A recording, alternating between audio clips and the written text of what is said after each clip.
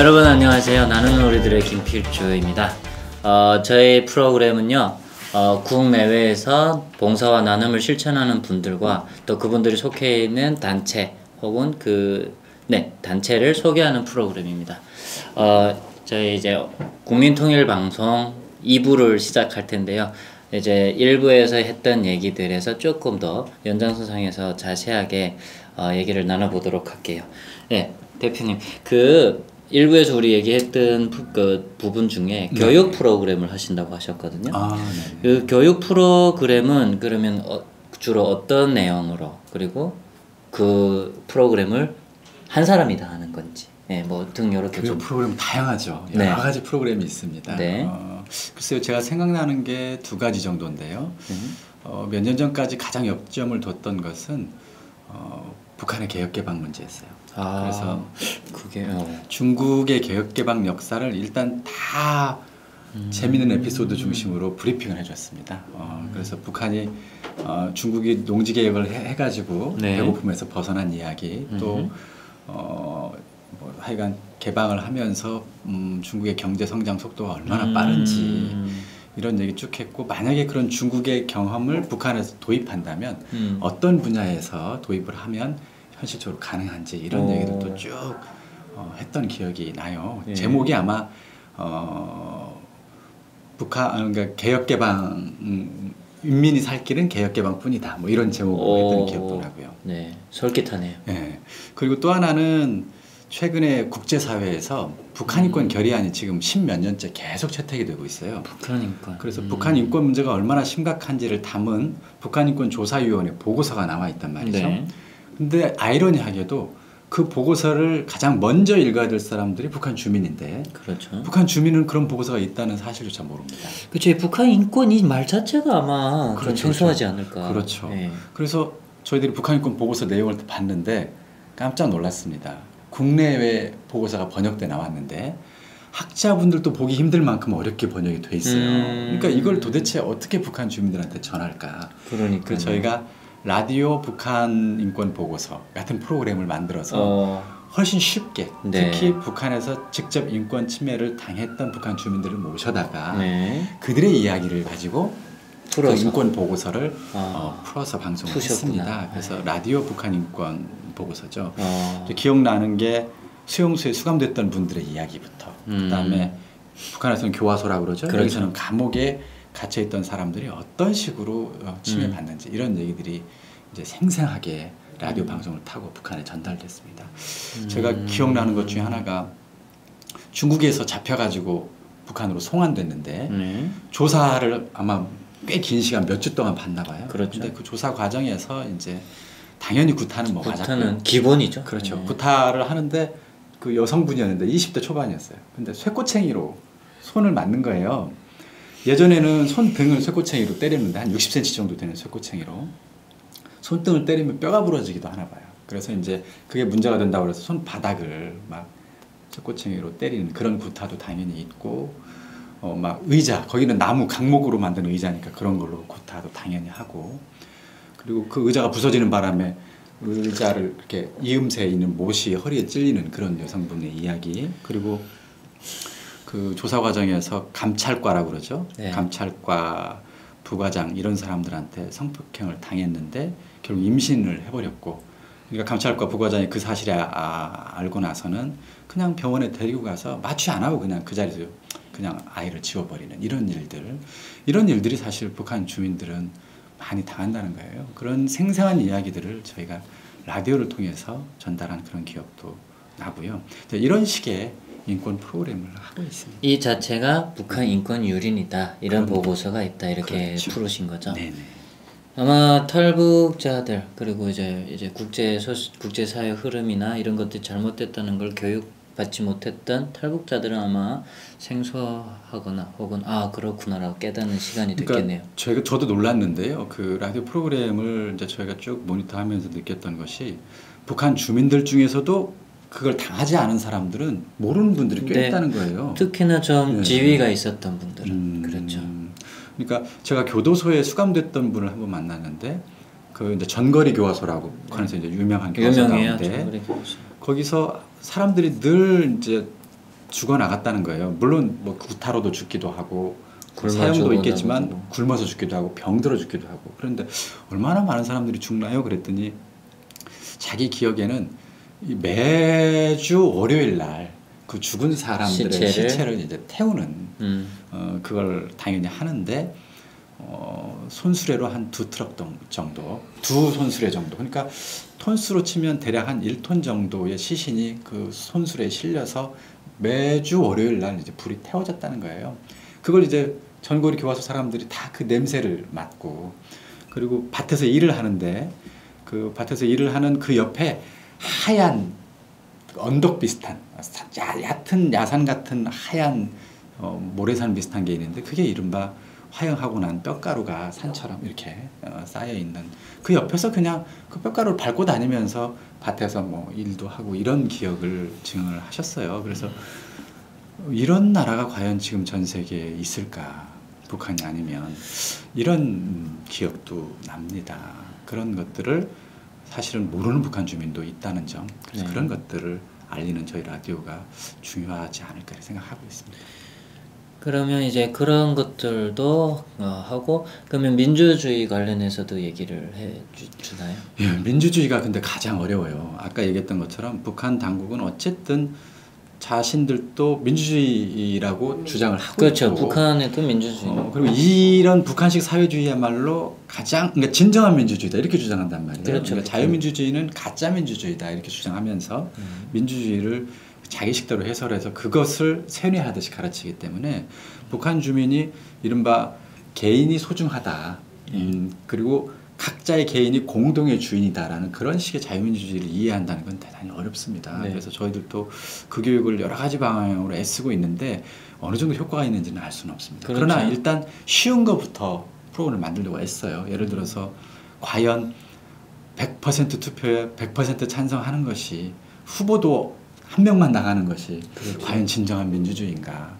생각은 사람들마다 다 다양할 수 있는데 그렇죠. 북한처럼 모두가 똑같은 생각을 갖는 것이 과연 진정한 민주주의인가? 또 그리고 솔직히 진짜 북한 모든 주민이 다 사실 똑같은 생각을 하고 있는가? 겉으로는 그렇게 강요받아서 같은 생각을 하는 것처럼 보이지만 사실은 모두가 다양한 생각을 갖고 있는 것이 그렇죠. 진실이 아닐까? 이런 얘기들을 해보고 싶은데 그것은 어떨지는 모르겠습니다. 예. 네. 예, 좋습니다. 그럼 네. 교육 프로그램은 또 이렇게 중요하고 또 다소 무겁지만 중요하다고 생각되고, 문화방송은 그럼 좀 어떻게 진행됩니까? 문화방송 같은 경우는 이제 저희들이 그런 프로그램을 처음에는 해보고 싶었어요. 탈북자들을 제일 많이 궁금해하더라고요. 네.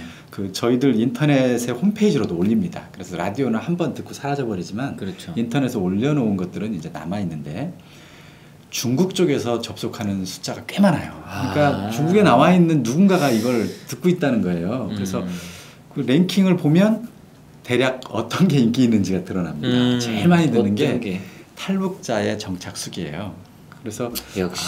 탈북자들의 정착수기에 대해서 북한 주민이 관심이 많구나 이제 추론해 볼 수 있는데, 그들의 이야기를 이제 음악과 곁들이면서 특히 네. 북한 주민들이 많이 듣는 그런 음악을 중심으로 그래서 그런 것들 곁들이면서 이제 들려주는 거죠.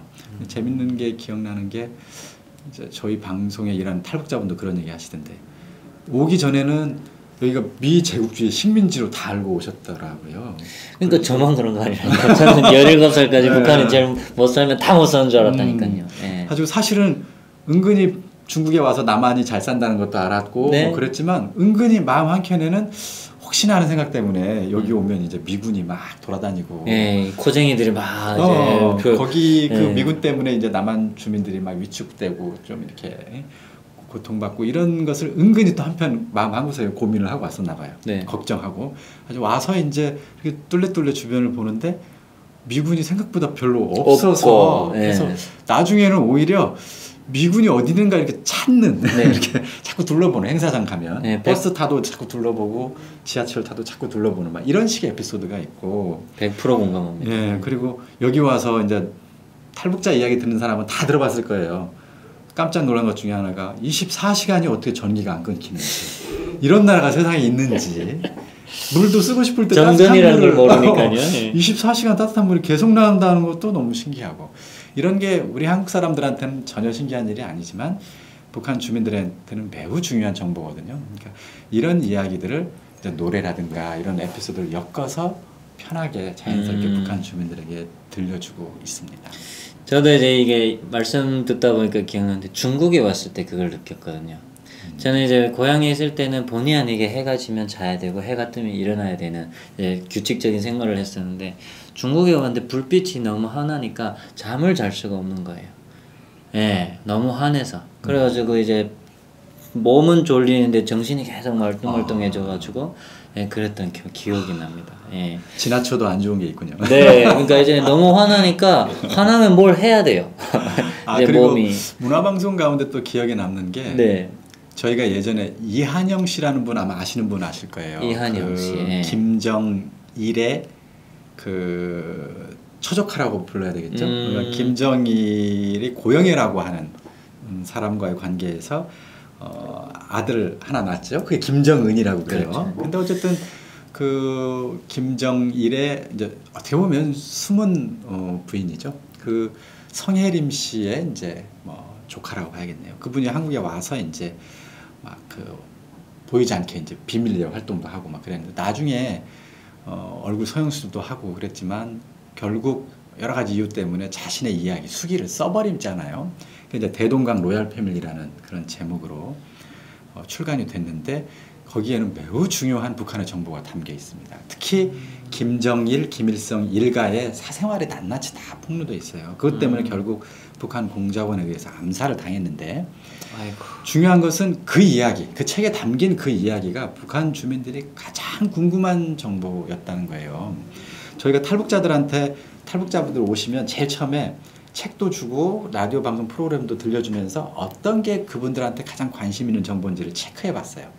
제일 많은 분들이 정말 밤도 안 새고 읽은 책이 바로 그 책이었습니다. 이한영 수기. 김일성, 김정일 일가의 사생활이 담겨 있는 바로 그 정보. 그래서 그걸 저희가 라디오 입체낭독이라고 부르는데 책을 요약해서 읽어주면서 중간중간에 이제 드라마를 조금씩 넣어서 입체낭독이라는 라디오 프로그램을 만들어요. 그게 인기가 대단히 좋습니다. 그런 이야기들을 문화 프로그램도 하고 있습니다. 그러면 지금 말씀 주신 이 책은 저기 서점에서 아직 있는 건가요? 절판됐을 겁니다. 절판. 네, 그러나 이제 저희들은 책을 갖고 있기 때문에 그렇군요. 이런 걸 라디오로 각색을 하고 또 이제 버전업을 하면서 좋은 컨텐츠이기 때문에 네. 방송을 하고 있습니다. 네, 야 역시 질문하기 잘했다는 생각이 듭니다. 예, 교육 프로그램과 문화 방송. 그러면 이 얘기 들으면서 저는 또 가시지 않는 질문 중에 하나가 북한이 가만히 있을까? 국민통일방송을 네. 가만둘까라는 생각이 들거든요. 어떤 이런 공격이나 뭐 그런 건 안 받으십니까? 두 가지 북한의 방해가 있었습니다. 첫 번째는 일단 저희가 주파수를 송출을 하면 바로 방해 전파를 그러겠죠. 쏘죠. 네. 그래서 그 같은 주파수로 잡음을 막 발사합니다. 그러면 북한 주민들이 그 주파수를 들으면 저희 방송과 북한 당국이 발사하는 방해 전파의 잡음이 뒤섞여요. 그러면 굉장히 듣기가 힘들죠. 그렇죠. 예. 그런 걸로 저희를 이제 1차 방해를 하고 있고요. 그다음에 두 번째는 저희가 자유조선 방송 또 열린 북한 방송 데일리 NK 이렇게 흩어져 있다가 그렇죠. 통일방송으로 통합됐던 2014년 11월에 네. 북한의 노동신문과 우리민족끼리 등 여러 매체에서 7차례 저희를 비난하는 성명을 발표했어요. 그래서 저희가 그건 그럴 수 있다고 생각을 하고 있었는데 그 북한 당국의 성명이 7차례 정도 있고 나서 바로 한국 내에 있는 일부 시민단체에서 네. 저희 통일미디어 사무실 앞에 와서 시위를 했습니다. 헐. 중단하라는 거죠. 네. 이런 방송은 남북 화해와 통일에 역행한다 이렇게 주장하면서 저희를 반대 시위를 했던 그런 탈북 기억이 단체. 있었습니다. 아니요. 탈북 단체가 아니고 어느 단체든. 모 단체인데 예.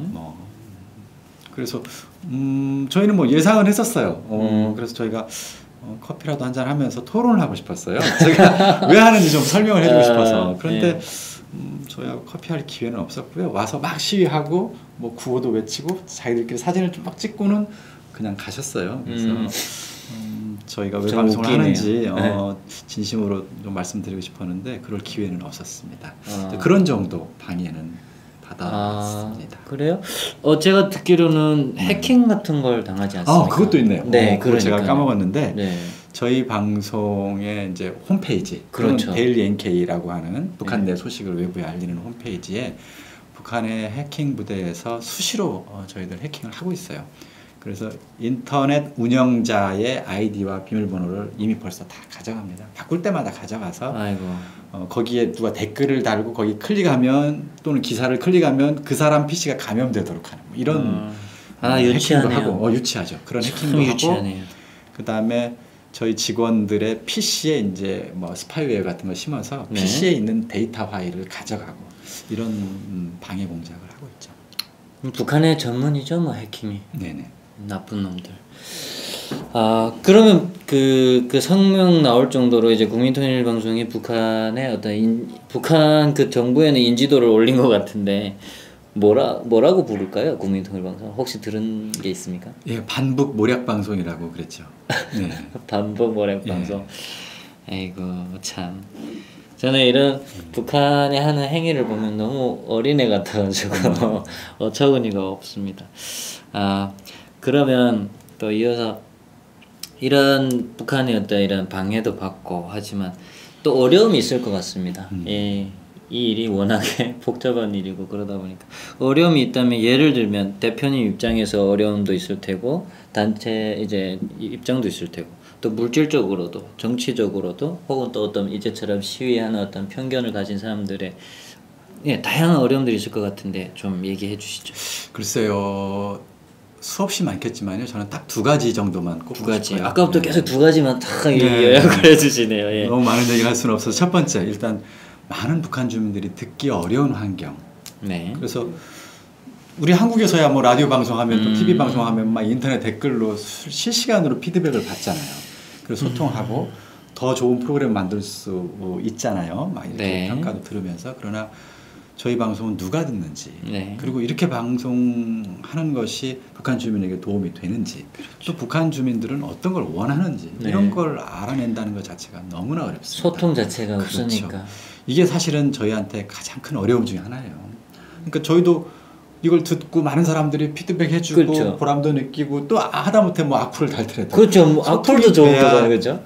이걸 듣고 있구나 하는 네. 생각 때문에 보람을 얻는데 맞습니다. 그 보람이 사실은 이 일을 하는 가장 큰 에너지가 돼주는데 그 점이 없다는 게 가장 큰 어려움이고요. 이제 두 번째는 그러면 더 많은 북한 주민들이 듣게 하려면 어떻게 해야 되느냐? 좀 더 강력한 전파를 좀 더 많은 주파수로 보내면 돼요. 그런데 그걸 해내려면 반드시 주파수는 정부 재산이기 때문에 우리 정부의 지원이 꼭 있어야 됩니다. 재정적 지원이야 저희들이 돈을 마련할 수 있는데 그렇죠. 주파수 배당하는 것은 그런 문제가 아니에요. 정부의 정책 문제예요. 네. 그래서 이것이 두 번째 어려움인데 그동안 우리 정부는 웬일인지 북한 주민들에게 이제 민간 대북 방송이 정부를 제공하는 대북 방송 주파수 지원에 소극적이었어요.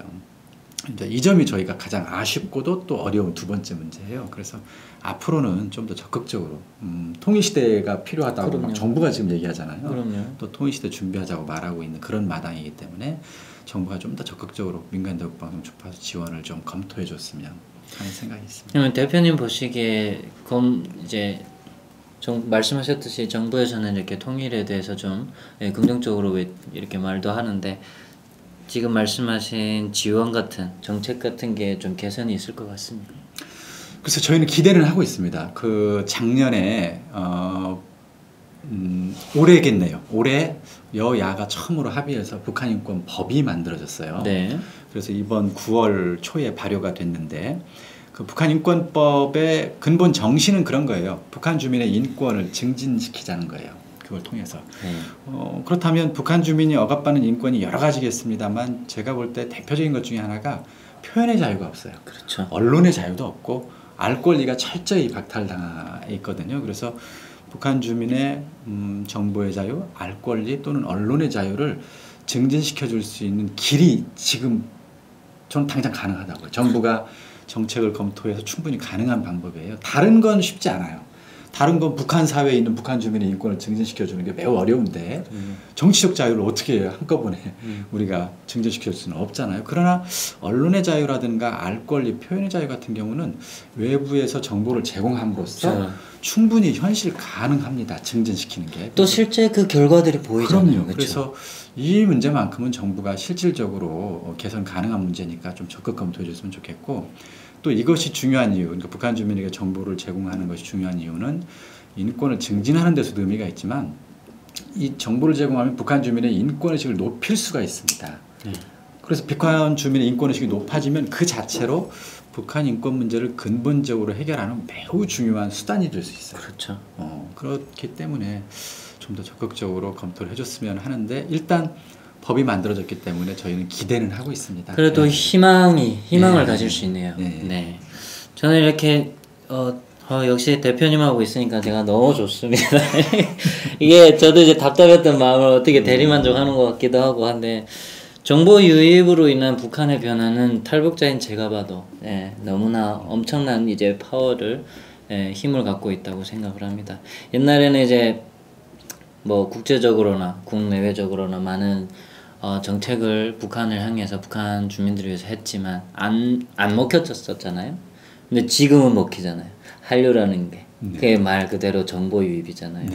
이제 국민통일방송 같은 경우는 한류나 이런 것들보다는 이제 라디오 전파하기 때문에 더욱이 또 엄청나게 효율적인 것 같아요. 한류는 이제 문화적인 영화나 드라마나 이런 것들이라면 이건 직접적으로 하는 거니까 매우 중요하다고 생각하고, 혹시 정부 관련된 분이 저희 프로그램을 보신다면 꼭 어필을 해주셨으니까. 한 가지 더 덧붙이고 싶은 네, 것이, 예전에는 북한 주민들에게 어떤 방송을 들어봤습니까? 한국이나 외부 방송 물어보면 거의 대부분 KBS 사회교육 방송을 들었습니다. 이렇게 응답했어요. 왜냐하면 그때는 KBS 사회교육 방송이 가장 강력하게 전파를 보냈고 다른 방송사는 또 거의 없기도 했었습니다. 여전히 그건 있잖아요. 그런데 문제는 최근에 청취율을 조사해 보면 KBS 한민족 방송의 청취율은 거의 제자리 걸음을 한 데 반해서 미국에서 하고 있는 자유아시아 방송이나 미국의 소리 방송의 청취율은 계속 높아졌어요. 그래서 이 격차가 거의 지금은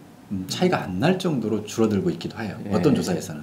물론 여전히 KBS 한민족 방송이 높습니다만. 그래서 저는 우리 정부가 이런 현상을 통해서 보면서 저는 좀 약간 좀 심각하게 생각해야 되지 않느냐, 이 문제를. 그렇죠. 왜냐하면 적어도 북한 주민들에게 정보를 제공하는 그 문제와 관련돼 있어서 가장 유리한 지역은 한반도예요.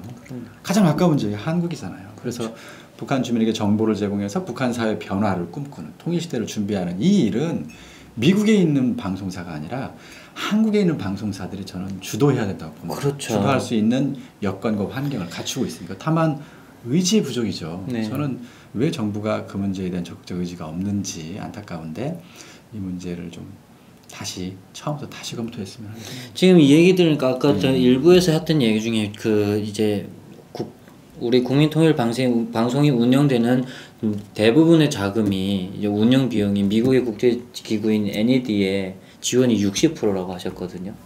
이 얘기가 또 떠오르고 막 답답하고 화가 좀 납니다. 저는 개인적으로. 화까지는 저는 뭐 낼 수는 없다고 보고요. 그렇죠. 다만 그 얘기는 분명히 하고 싶어요. 저희가 장담하건대 정부한테 뭐 재정 지원을 해달라는 얘기는 결코 안 하겠습니다. 다만 주파수는 정부 재산이니까 그렇죠. 정부가 반드시 저희를 도와주셨으면 좋겠고, 나머지 송신 시설이라든가 뭐 기타 여러 가지 제작 비용이라든가 이것은 저희 방송 앞에 국민자를 붙였어요. 국민들의 힘으로 그들의 모금으로 해내겠다는 거예요. 그러니까 그건 저희들이 하겠습니다. 다만 주파수만큼은 시민들의 힘으로 안 되니까 정부의 지원이 반드시 필요합니다. 네. 지금 사회자인 내가 원래 대표님처럼 말씀을 해야 되고 대표님이 저처럼 이렇게 항변하듯이 해야 되는데 역할이 바뀐 것 같은 느낌이 듭니다. 여튼 이제 정보 유입의 중요성은 저는 탈북자인 저도 절감하고요. 이제 그 힘은 사실은 지금 대표님도 아시겠지만 북한 주민들은 굶어 죽지 않습니다. 이제 더 이상 고난의 행군을 겪어냈던 사람들이기 때문에 생존에 있어서는 이제는 자신들이 있을 겁니다. 단 이제처럼 외부 정보에 대한 갈망, 그리고 그 자유에 대한 갈망에 엄청 목말라 있는 상황이고 그거를 지금 물질적으로 해결해 준다기보다는 어쩌면 지금처럼 국민통일방송, 자유아시아방송 등 정보 외부 정보 유입이 급하지 않나라는 생각을 해보고요. 네, 질문을 계속 이어가도록 하겠습니다. 그러면 이제 어려운 점들은 뭐 이제 또 해킹도 당해보고 북한의 어떤 이런 것도 당해보고 또 이렇게 다양한 어려움을 겪어냈고 그러면 보람된 순간도 있을 것 같습니다.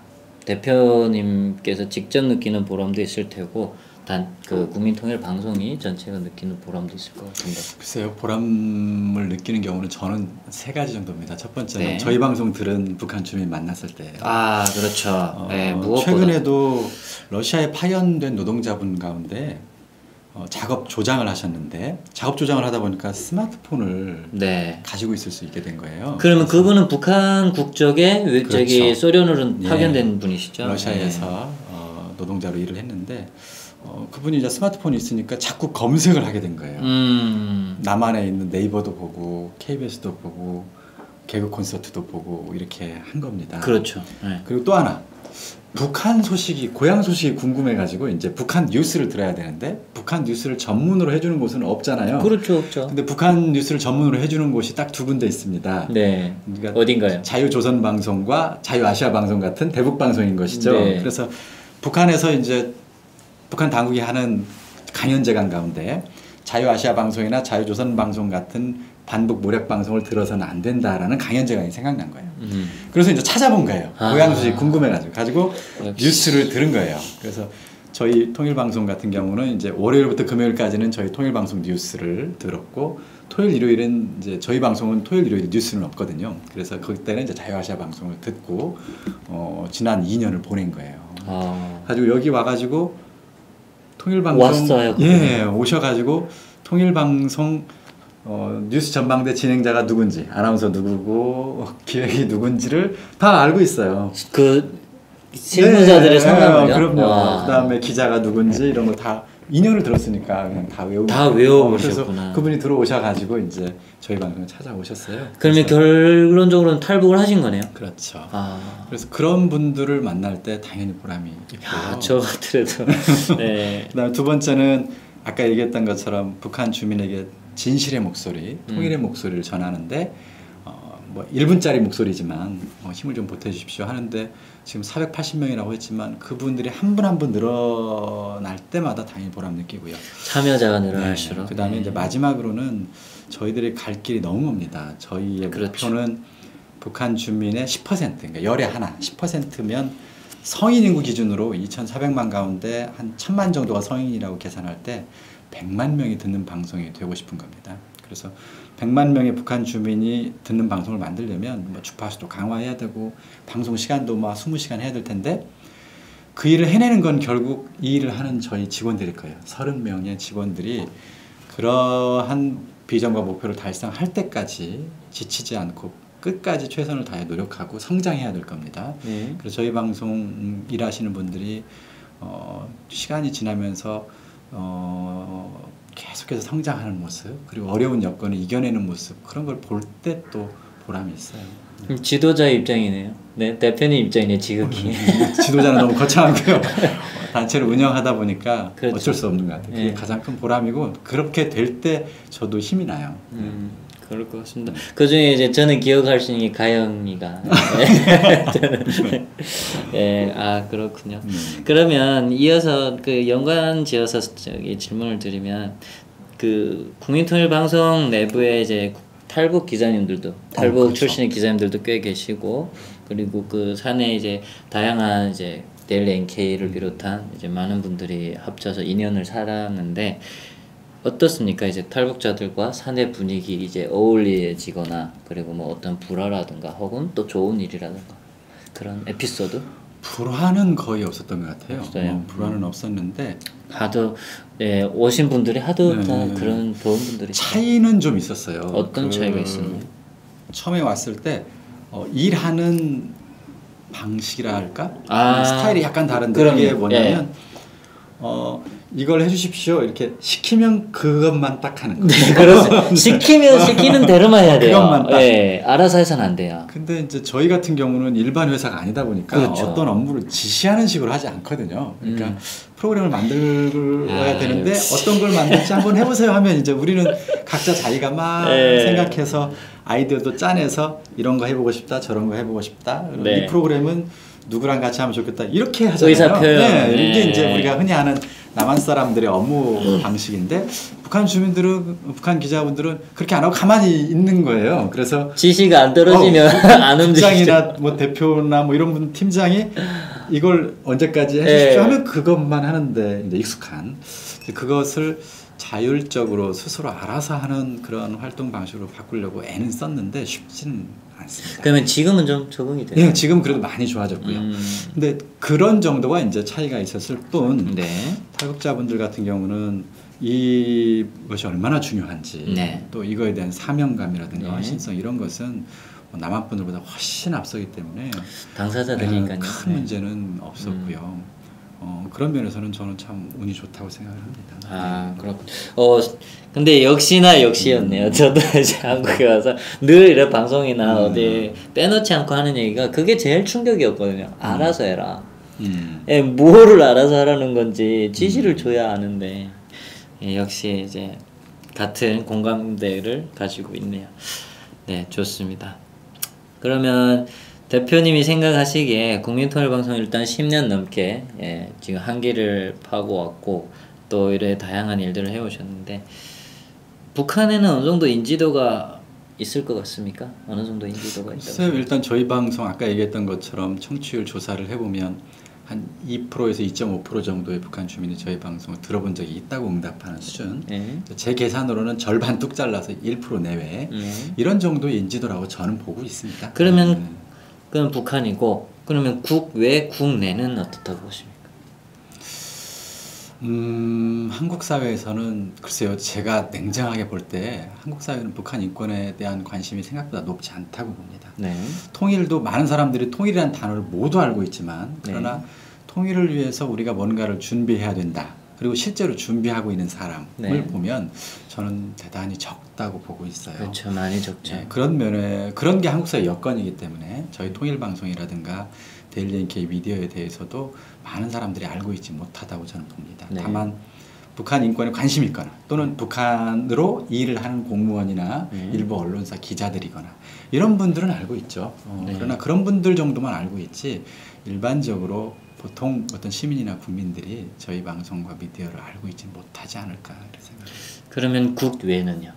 국외는 어쨌든 뭐 국제사회 특히 미국이라든가 유럽 특히 북한 인권에 관심 있는 단체나 또는 국가기관에서는 잘 알려져 있습니다. 네. 예, 대표적인 민간 대북 방송으로서 그런 역할을 10년 이상 해왔기 때문에 비교적 잘 알려져 있는 걸로 알고 있습니다. 네, 그러네요. 북한에는 더 많지 않을까요? 청취자가 더 많을 저도 것 그러면 같긴 좋겠네요. 한데. 근데 하여튼 참고로 NED라는 단체가 이제 민주주의 진흥기금 미국 단체입니다만 전 세계 민주주의와 인권 단체들을 지원하는 곳이에요. 네. 근데 저희 자랑 같습니다만 아마 그 단체에서 지원하는 지원 규모가 전 세계에서 가장 큰 단체가 통일미디어입니다. 네. 저희가 한 64만 달러 정도 지원받는데 그런 규모를 지원받고 있는 곳은 거의 없습니다. 보통 10만에서 20만 달러를 지원받을 거예요. 근데 그런 만큼 북한 인권 문제가 얼마나 국제사회에서 관심 갖는 문제인지를 알 수가 있다고 봅니다. 그러게요. 네. 예, 감사하면서도 참 조금 한켠으로는 그건 네. 아쉽네요. 네. 한국에서 오히려 관심이 없다는 네, 게. 역으로 이제 아쉽죠. 우리가 주체가 돼서 네. 네, 이제 호소하고 야 지원해라 이랬으면 참 환상적이겠는데 예, 그러지 못한 부분이 좀 아쉽습니다. 그러면 그래도 또 요걸 빼놨어요. 에피소드가 있을 것 같아요. 일단은 그 국내 이제처럼 탈북 기자님들과 네, 남한 출신의 사람들이 살다 보면 이제처럼 이렇게 네 웃기잖아요. 이게 알아서 하는 건 못하고 시키는 건 잘하고 글쎄요. 네, 이런 그 한두 가지가 있다면 같이 일하게 된 에피소드도 있는데 만약 왜 같이 일하게 됐느냐 재밌는 에피소드가 얽혀 있습니다. 처음에는 사실은 네. 한국 사람들만 했습니다. 네. 그러니까 옛날 처음에는 주사파 학생운동 출신들 중심으로 처음에 시작했단 말이에요. 그러셨군요. 그때는 북한 인권운동 자체가 단체도 몇 개 없었고 네. 탈북자들이 북한 인권운동에 관심 가는 사람도 생각보다 적을 때였어요. 그래서 이제 주로 그 주사파 운동권 출신의 인권운동가들로 라디오 방송을 만들어가지고 네. 저희가 했던 경험이 있었어요. 네. 그러니까 북한에서 대남 방송할 때 다 남한 말을 흉내냅니다. 그렇죠. 북한 사람인데도 네. 그걸 똑같이 저희들도 한국 사람이 북한 말 흉내냈단 말이에요. 웃기겠다. 그럼 저희 열심히 연습해가지고 네. 막 한 30분 읽고 1시간 읽고 들어갔어요. 네. 그래가지고 이제 녹음을 했는데 탈북자들한테 한번 들려줘 봤습니다. 어떻습니까? 이렇게 저희는 사실 되게 자랑스러워했거든요. 네네네. 진짜 잘한다. 네. 어쩜 이렇게 잘할 수 있냐. 막 서로 격려하고 그랬는데 탈북자분들이 그 방송을 듣는 순간 모두 웃더라고요. 저는 안 들어도 웃긴데. 네, 이건 아니다. 이게 연변 사람인지 아니면 20년 전에 떠난 북한 사람인지 한국 사람이 흉내낸 건지를 알 수 없을 만큼 국적불명의 방송이어서 네. 내용은 둘째치고 네.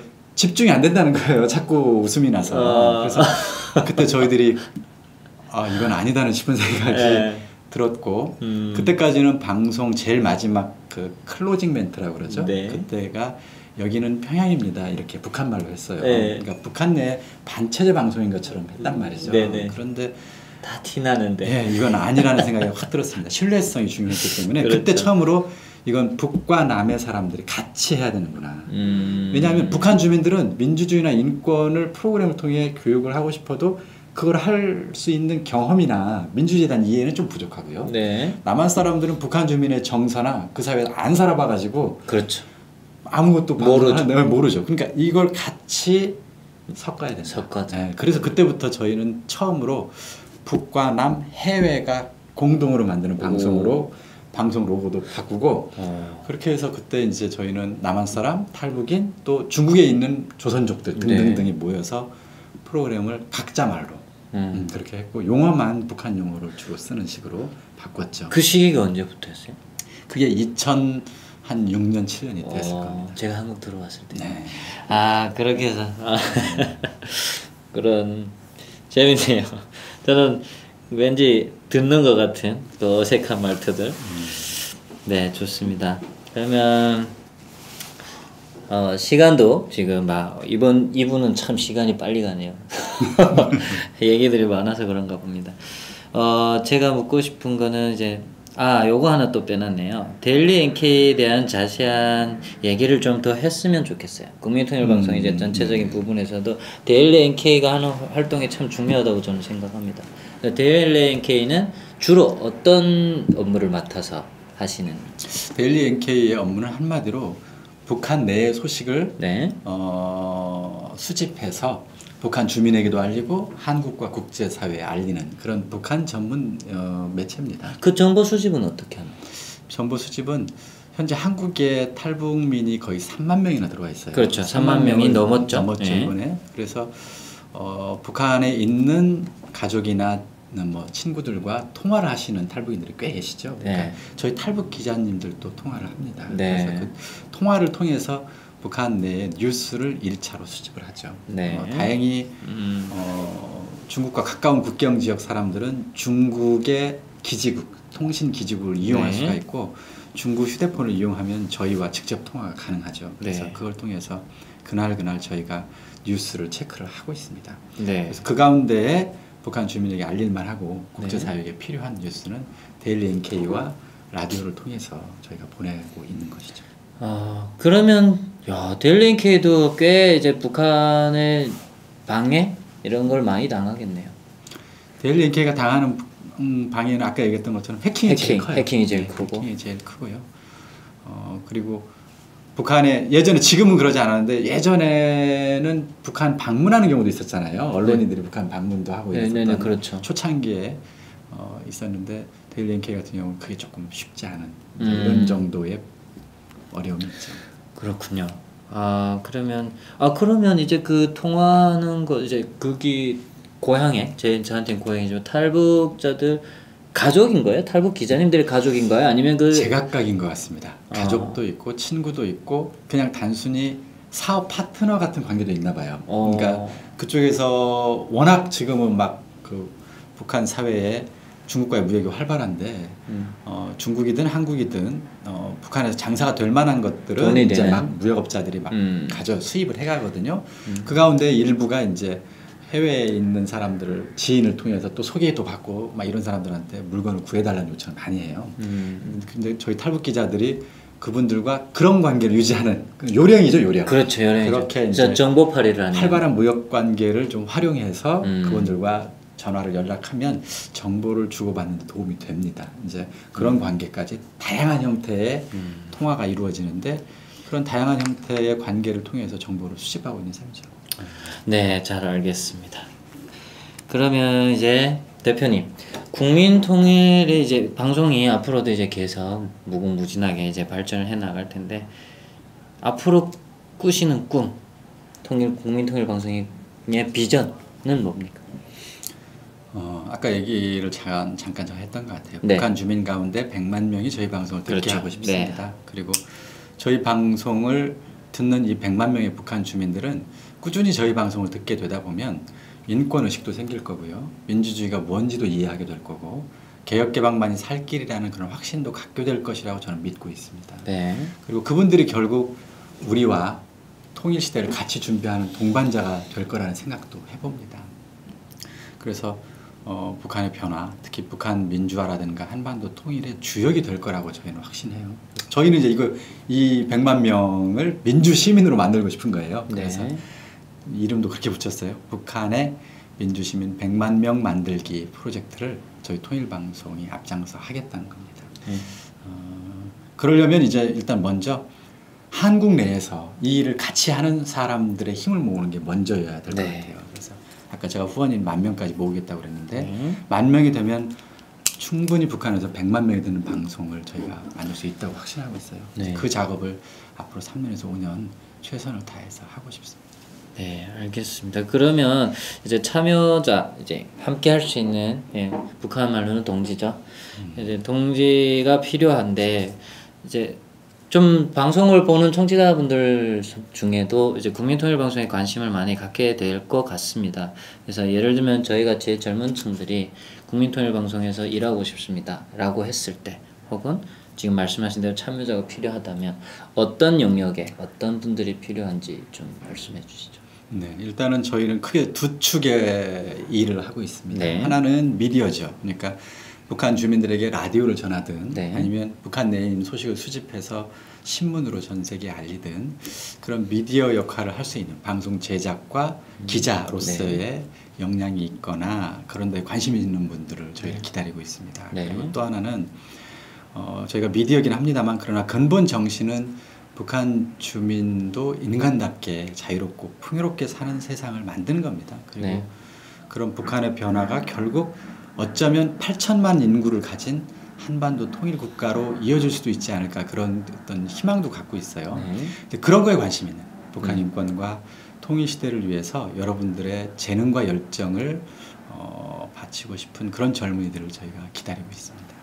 네, 청취자분들 잘 참고를 하셔서 지원 참여 부탁드리겠고요. 그러면 마지막으로